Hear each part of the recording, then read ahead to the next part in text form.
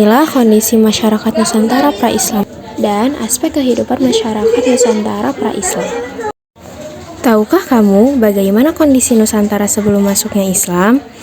Pada saat itu, penduduk di Nusantara sebelum masuknya Islam sudah mengenal ajaran Hindu dan Buddha serta kepercayaan animisme dan juga dinamisme. Ada beberapa aspek kehidupan masyarakat Indonesia pra-Islam. Yang pertama ada aspek agama. Agama atau kepercayaan yang dianut oleh penduduk Indonesia pada waktu itu adalah kepercayaan animisme dan dinamisme. Kepercayaan animisme dan dinamisme yang dipercayai oleh masyarakat Nusantara merupakan suatu kepercayaan di mana manusia menyembah roh atau benda apapun yang mereka anggap memiliki kesaktian dan juga kekuatan yang luar biasa. Pada masa itu, belum ada aturan-aturan, undang-undang, ataupun kitab suci yang bisa mereka teladani. Telah terjadi beberapa perubahan kebudayaan akibat pengaruh dari budaya-budaya luar yang masuk ke wilayah Nusantara. Sebelum terjadi akulturasi dengan budaya luar, kebudayaan nenek moyang yang meliputi suku, ras, struktur sosial, adat dan istiadat sudah sangat beragam di setiap daerah. Kebudayaan-kebudayaan dahulu sangat kental kaitannya dengan pemujaan. Selanjutnya, aspek sosial. Sistem kasta sistem sosial adalah di mana masyarakat terbagi menjadi beberapa golongan berdasarkan kedudukan sosial. Kasta masyarakat terbagi menjadi 4 golongan: kasta Brahmana, kasta Ksatria, kasta Waisya, dan kasta Sudra. Pertama, kasta Brahmana yaitu orang yang mengabdikan dirinya dalam urusan spiritual atau sering disebut dengan rohaniawan. Kedua, kasta Ksatria, yaitu masyarakat yang menjadi kepala atau pengurus negara. Ketiga, kasta Waisya, yaitu masyarakat yang memiliki kekayaan dan harta benda sendiri. Yang terakhir, kasta Sudra, yaitu masyarakat yang bertugas untuk melayani 3 kasta di atasnya. Yang keempat, ada aspek politik. Pada abad ke-13, Sriwijaya mengalami kemunduran karena hasil rempahnya sudah mulai berkurang.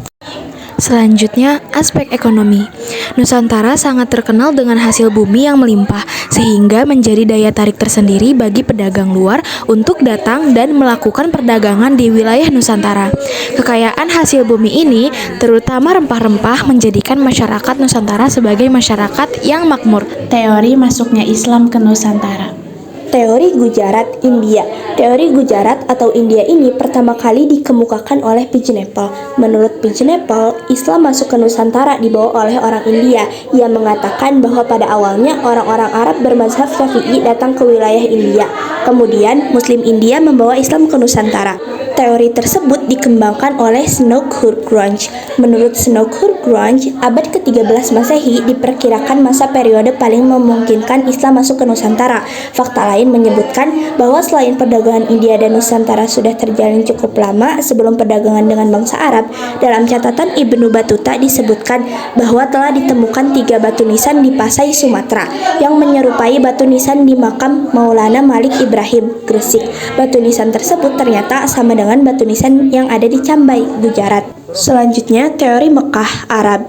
Teori Mekah menyatakan bahwa Islam yang masuk dan berkembang di Nusantara adalah mayoritas bermazhab Syafi'i, sedangkan orang-orang Gujarat mayoritas bermazhab Hanafi. Selain itu, menurut Arnold, para pedagang Arab menyebarkan Islam ke Nusantara lebih dominan melalui perdagangan Barat Timur. Sejak awal Hijriah atau abad ke-7 Masehi diperkuat dengan adanya catatan dari dinasti Tang, Tiongkok yang berjudul Sin Tangsu atau Sejarah Dinasti Tang.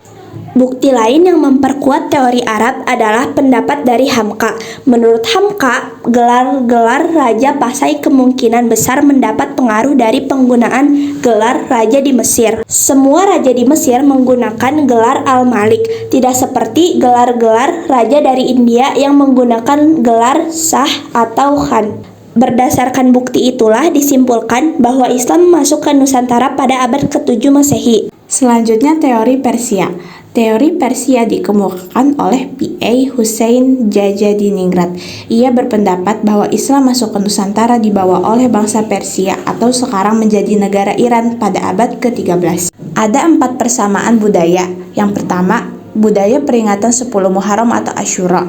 Budaya ini diperingati untuk memperingati hari wafatnya Husain bin Ali dan biasa diperingati oleh masyarakat Syiah, mayoritas keyakinan di Iran. Yang kedua, adanya persamaan ajaran Al-Hallaj, tokoh sufi Iran, dengan Syekh Siti Jenar dalam bidang ilmu tasawuf. Yang ketiga, adanya persamaan pengejaan huruf Arab untuk tanda bunyi harokat dalam pengajaran awal Al-Quran.